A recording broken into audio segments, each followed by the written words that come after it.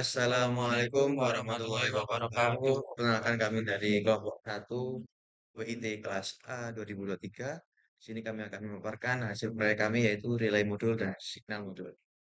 Untuk permulaan mungkin perkenalkan anggota kelompok yaitu saya Muhammad Alfarare Mahardika NRP 323600017. Saya belajar sebelah lagi dengan NRP Lombok. Saya Muhammad Bima Fariski dengan NRP 19. Untuk selanjutnya akan dibawarkan penjelasan mengenai proyek kami yaitu tentang trail modul dan juga sinar modul dan juga test point dan juga laporan-laporan lainnya.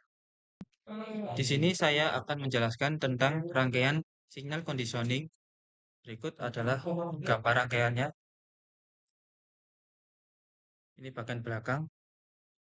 Signal conditioning sendiri merupakan serangkaian komponen atau perangkat elektronik yang dirancang untuk memodifikasi sinyal analog atau digital agar sesuai dengan kebutuhan sistem atau aplikasi yang spesifik.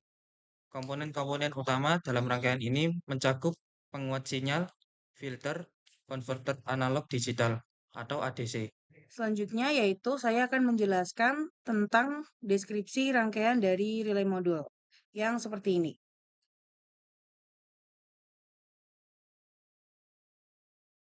Relay modul merupakan perangkat elektronik yang mengandung satu atau lebih relay elektromagnetik. Relay sendiri merupakan saklar elektromagnetik yang digunakan untuk mengontrol arus listrik. Rangkaian relay modul biasanya terdiri dari beberapa komponen utama. Yang pertama ada relay elektromagnetik, yang merupakan komponen inti dari rangkaian tersebut. Selanjutnya, terdapat kontak relay yang merupakan bagian dari relay yang membuka pola menutup sirkuit arus listrik. Yang terakhir, untuk menjalankan relay modul biasanya dibutuhkan sumber listrik eksternal, seperti tegangan DC atau AC. Di sini saya akan menjelaskan skematik dari relay modul yang kami kelompok 1 buat.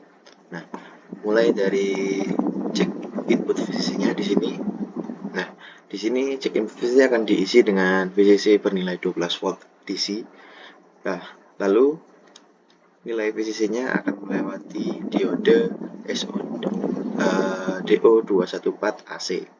Yang mana di sini memiliki volt F diodenya itu sekitar 0,25 volt. Nah, jadi di sini nanti dari tegangan 12 volt sekitar kurang lebih 12 volt akan dikurangi dengan voltase forward diodenya yaitu kurang lebih 0,25 volt. Nah, lalu dari diode ini akan dilanjutkan ke regulator AMS 117-nya. Nah, di sini AMS ini akan mengatur DC-nya dinilai di bawahnya yaitu senilai 5 volt. Jadi akan mengatur nilainya menjadi 5,12 volt DC menjadi 5 volt DC yang mana nilai 5 volt ini akan diteruskan di input jumpernya yang mana nanti akan disambungkan ke signal modul kita. Nah, kembali lagi ke 12 volt DC yang mana akan diteruskan ke relay modulnya yang ini. Nah, di sini LED 1 akan berperan sebagai indikator bahwa 12 volt telah melewati LED-nya. Jadi 12 volt telah bekerja dengan baik melewati LED-nya. Nah, lalu di sini juga ada relay diode sebagai pengaman relaynya dan juga ada LED. Nah, LED 2 ini sebagai indikator apakah relay tersebut bekerja. Nah, di sini LED 2 tidak akan menyala jikalau transistor di sini tidak diberi tegangan yang mana jikalau ada tegangan masuk di sini dan juga base-nya aktif, maka dari kolektor akan diteruskan ke emiternya dan melewati ground yang mana nanti LED akan menyala dan juga relay juga akan aktif. Lalu di sini saya akan menjelaskan skematik dari signal modulnya yang kami buat. Nah, di sini signal modulnya dimulai dari sini yaitu input VCC-nya 5 volt ke output yang mana nanti akan diteruskan ke relay modulnya. Nah, itu di awal ini LED 3 akan berperan sebagai indikator bahwa 5 volt DC-nya sudah aktif atau melewati modul tersebut. Nah, di sini juga ada variabel resistor yang mana juga untuk mengatur bagaimana komparator LM393D ini akan bekerja. Nah, lalu pada intinya adalah dari fototransistor ini dan juga IR. Di sini kami tulis LED 2 sebagai pengganti IR. Nah, IR di sini akan menangkap cahayanya juga. Di sini fototransistornya akan menangkap cahayanya, dan ini juga akan memantulkan cahayanya. Jadi kedua ini adalah sebagai sensor cahayanya. Jikalau ada benda yang menghalangi dua sensor ini, maka komparator akan bekerja dan meneruskan tegangannya ke output, yang mana nanti relay modul akan bekerja.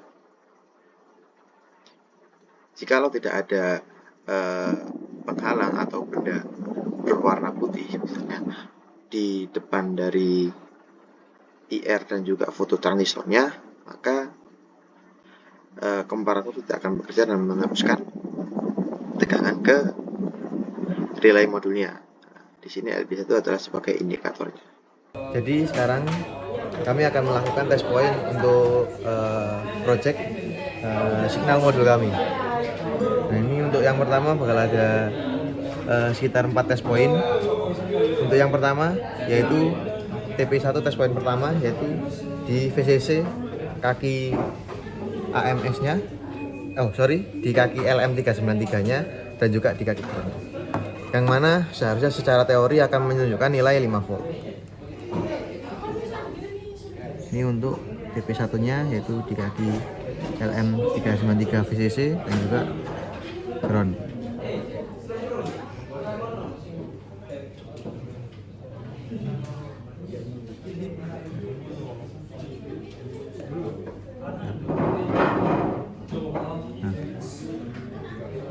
Sini menunjukkan untuk VCC-nya yaitu kurang lebih 4,62. Nah, untuk test point yang kedua, ketiga dan keempat kita akan gabungkan, di mana kita akan bagi kondisinya saat fotoresistor dihalangi suatu benda dan saat tidak dihalangi suatu benda. Nah, untuk yang pertama yaitu test point 2. Nah, di sini kita bisa lihat fotoresistor tidak dihalangi suatu benda, yang mana nilainya sekitar 3,1 volt. Ini untuk TP2. Lalu untuk TP3-nya, TP3-nya sekitar 0,4 volt ya. Lalu untuk TP4-nya, TP4 juga memiliki nilai sekitar 4,61 volt. Nah, saat dihalangi benda, nah di sini juga LED keduanya juga menyala. Untuk nilai TP2-nya sekitar 300 volt, 300 mV maaf. Lalu untuk TP3-nya, nah, berkisar di 425 mV. Nah, dan TP4-nya memiliki nilai sekitar 159 mV. Nah, di sini bisa kita simpulkan bahwa saat fotoresistor memiliki dihalangi suatu benda, maka nilai TP2 akan jauh lebih kecil daripada nilai TP3, dan juga nilai TP4 akan menjadi turun hingga mendekati nilai 0 volt. Nah, saat tidak dihalangi suatu benda, nilai TP2 akan naik mendekati nilai 5 volt, dan TP4 juga akan nilainya hampir sama VCC, yaitu 4,61 volt yang kita sudah coba tadi di TP1.